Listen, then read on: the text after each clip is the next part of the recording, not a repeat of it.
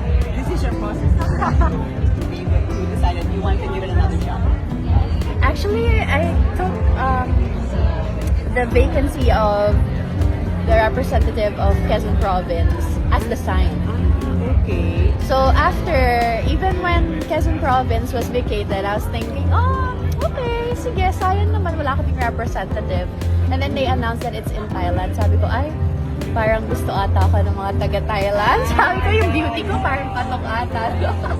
And then after, someone tagged me in a photo na salon sa Thailand and my face was there. Sabi ko, ay, parang sayang to talaga. Sabi ko, I'll give it. Magandang araw mga kapolitika at welcome back dito sa ating YouTube channel.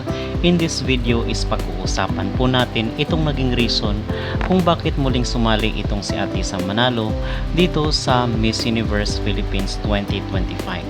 At actually, pangalawang beses na niya po na sasali dito sa nasabing beauty contest at tinanong siya nitong reporter na si Dayan Castillo kung bakit nga ba sumali pa itong si Atisa Manalo dito sa Miss Universe Philippines 2025 sa pangalawang pagkakataon. Pero bago ang lahat ay huwag kalimutang mag-like at mag-subscribe na rin kayo para updated kayo sa ating mga latest issue. At sinagot na nga ni Atisa Manalo itong tanong kung bakit sumali siyang muli dito sa Miss Universe Philippines 2025.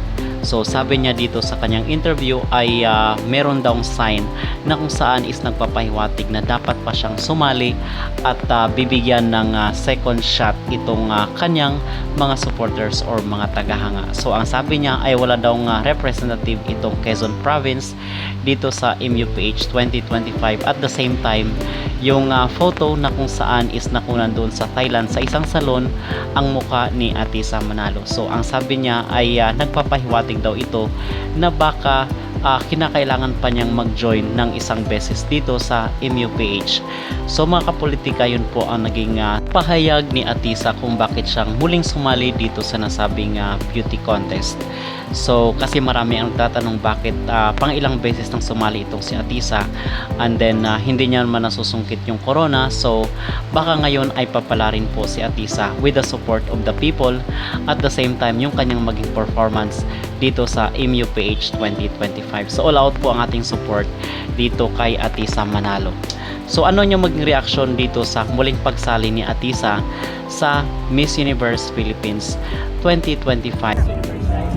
So okay, so what decision process you decided you want to give it another shot?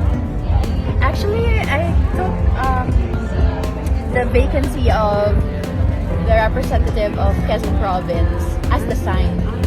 Okay. So after, even when Quezon Province was vacated, I was thinking, oh, okay, sige, sayang naman, wala kaming representative. And then they announced that it's in Thailand. Sabi ko, ay, parang gusto ata ako ng mga taga-Thailand. Sabi ko, yung beauty ko parang patok ata. And then after, someone tagged me in a photo sa salon sa Thailand and my face was there. Sabi ko, ay, parang sayang to talaga. Sabi ko, I was given sign. So, I was thinking, wala rin naman akong masyadong gagawin. I don't have any big projects coming up. So I said, why not give it another shot? We use a lot of energy. Yes. To join the party, but as you know, right? It is. You got it. You got yourself. Yeah, I'm rested. I'm full game. battery. Yes, I'm game again. Rested na ako after. What will you do different now? I think I won't overthink things. I was too particular about everything before. Like even the smallest details, like how my makeup look. If it's imperfect, I'm gonna edit it. This time I think I'm gonna let go a little bit more. Like just relax and enjoy. Yeah, enjoy lang. Now, within your winner, Victoria, di ba? So, yeah, Victoria. So, what do you think the Miss Universe is looking for this year? I think they're always looking for the same things. You know, empowered women, a woman who represents their community or the place they're from, or someone who actually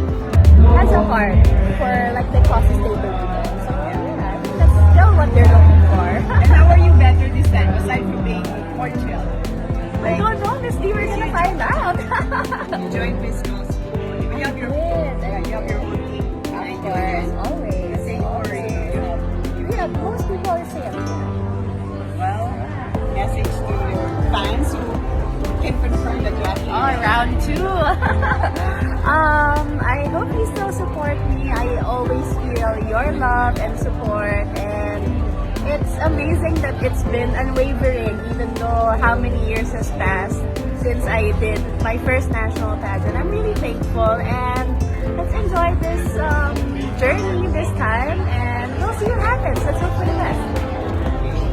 At nakita po pala natin doon sa mga komento ng ating mga netizen at marami po ang nagtatanong kung bakit sumali muli itong si Atisa dito sa beauty contest. Gayong ilang beses na siyang naging contestant and din hindi pa rin siya nananalo. Well, ang maging reaksyon ko at ang aking maging opinion dito sa mga sinasabi ng mga netizen na naaawa na daw sila dito kay Atisa at dapat daw ay ibigay na lang sa kanya ang corona dito sa nasabing beauty contest.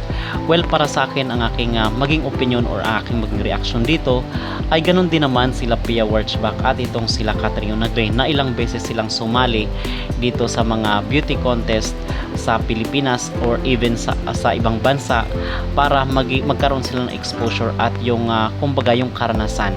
Okay, kasi importante rin po yun sa isang kandidata kung paano yung dalhin yung kanyang sarili at ano ang magiging patayan sa mga international standard. So ito yung ginagawa ni Atisa Manalo kasi ang sabi niya wala naman siyang mga upcoming projects or activities. So why not na sumali na lang siya dito sa MUPH 2025 kasi marami po ang nanghihikayat sa kanya or nangungumbinsi na mga supporters na muling pagbigyan ang kanyang pagsali dito sa Miss Universe.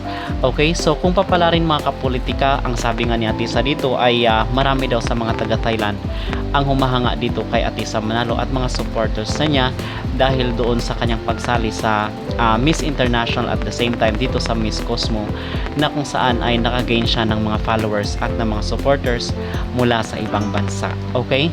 So sa tingin ko baka talaga sa ngayon ay kapalaran na ni Atisa Manalo na ibigay sa kanya yung corona. Although marami rin po ang nagsasabi na natalbugan daw itong si Atisa pagdating sa ganda. Well, para po sa akin ay lutang-lutang po pa rin po ang ganda ni Atisa doon sa stage kasama yung ibang mga contestant dito sa pagpapakilala or introduction opening ng Miss Universe Philippines sa taong 2025.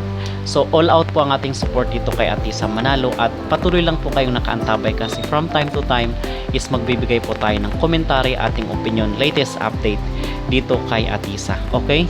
So ano ang inyong maging reaction or maging opinion dito mga kapolitika sa muling pagsali ni Atisa sa MUPH 2025? Mag-comment down below at huwag kalimutang mag-like at mag-subscribe na rin kayo para updated kayo sa ating mga latest issue.